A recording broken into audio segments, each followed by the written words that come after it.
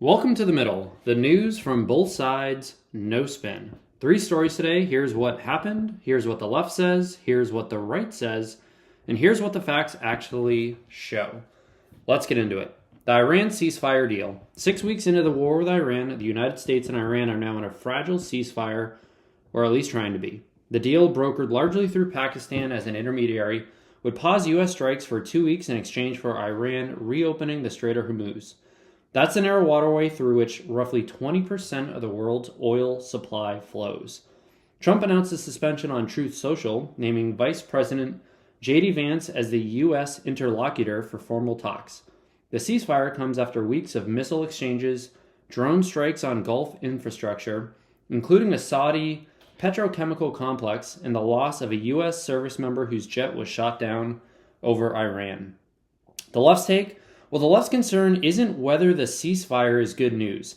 It's how we got here. Democrats in Congress are raising alarms about Trump's rhetoric throughout this conflict, including a post warning that a whole civilization will die tonight in the absence of any formal congressional authorization for war. The argument: the executive branch has been making life or death military decisions with no oversight, no consultation, and no legal framework. The left also points out that Iran didn't surrender, it negotiated, which raises the question of whether the military pressure was necessary to get here, or whether diplomacy alone could have opened the same door. The right's take? Well, the right sees this as proof that strength works. Iran has been threatening to close the strait for years. 6 weeks of sustained military pressure and a credible threat of total escalation accomplished what decades of sanctions and diplomatic engagement never did. Iran blinked. J.D. Vance declaring the U.S. military has achieved all objectives fits the framing. This was a surgical use of force with a clear goal, and it delivered. The right also pushes back on the congressional authorization debate, pointing to the authorization of use of military force as sufficient legal cover, and arguing that demanding a full congressional vote would have telegraphed weakness at a critical moment. The facts? Well, the Strait of Hormuz handles approximately 21% of global petroleum liquids, according to the U.S. Energy Information Administration. Even the partial disruption from 6 weeks of conflict has already pushed mortgage rates higher and created supply shortages in goods that depend on Middle East shipping routes. Iran's top officials initially rejected the ceasefire framework and pushed back publicly against Trump's deadline before the Pakistan-mediated channel-produced movement. J.D. Vance's claim that all objectives have been achieved is unverified. No official list of objectives was ever made public. And here's the thing that neither side is talking about. Saudi Arabia and the UAE weren't bystanders in this conflict. An Iranian ballistic missile hit a building in Sharjah in the UAE. Qatar intercepted Iranian missiles. These are U.S. allies, and they absorbed real damage in what's being framed as a bilateral U.S.-Iran conflict. The downstream diplomatic consequences of those strikes are almost completely absent from the American political conversation. Bottom line, whether this ceasefire is a strategic masterstroke or a dangerous improvisation depends almost entirely on what the next 2 weeks produce, and neither side has any idea yet. Story 2, ICE is using spyware on phones. The Immigration and Customs Enforcement, or ICE, has confirmed it is using powerful spyware tool capable of intercepting encrypted messages on mobile devices. The disclosure came in a letter ICE's top officials sent to members of Congress, framing the tool's use as targeting fentanyl traffickers. The class of technology involved, sometimes called commercial surveillance software or exploit-based spyware, can silently access messages, calls, and data on a device without the target's knowledge. These tools have historically been sold to governments by companies like NSO Group, the maker of Pegasus. The left frames this as a civil liberties emergency. These tools don't just intercept criminals, they can be used against anyone. Historically, Pegasus-class spyware has been deployed against journalists, political dissidents, and human rights activists in multiple countries. The concern isn't just what ICE is doing today. It's that there is no judicial warrant requirement, no independent oversight mechanism, and no public accounting for who gets targeted. ICE disclosed this to Congress only after it was already deployed.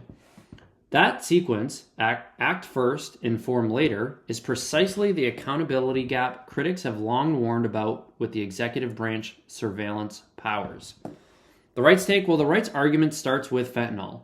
Tens of thousands of Americans die from fentanyl overdoses every year, largely trafficked by cartels that use encrypted communications specifically to evade law enforcement. If ICE has a tool that can penetrate that encryption and intercept cartel operations, the right asks, why wouldn't you use it? The broader case is that the law enforcement must evolve as criminal organizations do. End-to-end encryption has become a shield for some of the most dangerous criminal networks in the world, and demanding that federal agencies fight cartels with one hand tied behind their back doesn't serve the public interest. The facts? Well, commercial surveillance tools of this class operate by exploiting vulnerabilities in mobile operating system, often zero-day exploits that device manufacturers don't yet know about. Their use domestically by a federal agency sits in genuinely murky legal territory. The Fourth Amendment protections against unreasonable searches apply, but courts have not uniformly clarified whether this type of passive interception requires a warrant. The Wiretap Act may also apply, but ICE's letter to Congress did not address the legal authorization framework. The disclosure was made in a letter, not a public announcement, and members of Congress were not formally briefed before deployment. And here's the thing neither side is talking about. The fact that Congress learned about this through a letter after the fact raises a separation of powers question that goes well beyond the civil liberties debate. Congressional oversight of executive surveillance programs is a structural constitutional question, and in this case, the executive branch appears to have made the call unilaterally. That matters regardless of which party controls the White House. The bottom line, the debate over who the spyware is used on today doesn't answer the more important question. Who could it be used on tomorrow, and who gets to decide? Story 3. A judge orders an FDA safety review of mifepristone. A federal judge has ordered the Food and Drug Administration to conduct a new safety review of mifepristone, the drug used in the majority of medication abortions in the United States. The ruling also allows Louisiana's lawsuit, which seeks to ban mifepristone's prescription via telemedicine, to proceed while the FDA review is underway. Mifepristone was first approved by the FDA in 2000 and is currently approved for use up to 10 weeks of pregnancy. It is used in approximately 2/3 of all abortions in the U.S. The left take? Well, the left sees this as a judicial overreach targeting settled science for political purposes. The FDA approved mifepristone after rigorous review. It has been on the market for 25 years with an extensive safety record. The argument is that the judge, and the broader legal strategy behind the Louisiana case, is using procedural mechanisms to chip away at abortion access without ever winning the underlying scientific debate. If courts can order new safety reviews of FDA-approved drugs on demand, any approved drug becomes vulnerable to politically motivated legal challenge. The deeper concern, this creates a roadmap for state-by-state dismantling of medication abortion access that doesn't require overturning federal approval. The right's take? The right frames this as an appropriate institutional oversight. FDA approval is not a permanent guarantee. Drugs get reviewed, labels get updated, and approvals get modified. If there are genuine scientific or procedural questions about how mifepristone was approved, or whether the current approval reflects the best available safety data, a new review is a legitimate exercise of regulatory responsibility, not an attack on the drug. The right also argues that telemedicine prescribing of abortion medication raises real concerns about patient safety and the ability to manage complications, and that states have a legitimate interest in regulating the practice of medicine within their borders. The facts? Mifepristone has been in use for 25 years.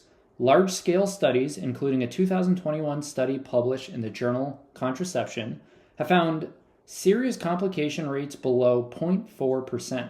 The FDA has reviewed and updated the drug's approval multiple times since 2000, including expanding access during the COVID-19 pandemic. The Supreme Court unanimously ruled in 2024 that the plaintiffs in a prior mifepristone case lacked standing, but that ruling did not address the drug's safety on the merits. The Louisiana case represents a new legal vector that the standing ruling did not foreclose. And here's the thing neither side is talking about. A new FDA safety review could actually vindicate mifepristone. If the review confirms 25 years of data showing the drug is safe, it arguably makes future legal challenges harder, not easier. Neither side seems to be accounting for the possibility that the review's outcome cuts against the political narrative each side expects. The bottom line, the judge didn't ban the drug, but the review itself becomes a political event regardless of what it finds, and both sides are already treating the outcome as settled. That's the middle for today. 3 stories, both sides, no agenda. If this is useful to you, share it with someone who's tired of being told what to think. See you next time.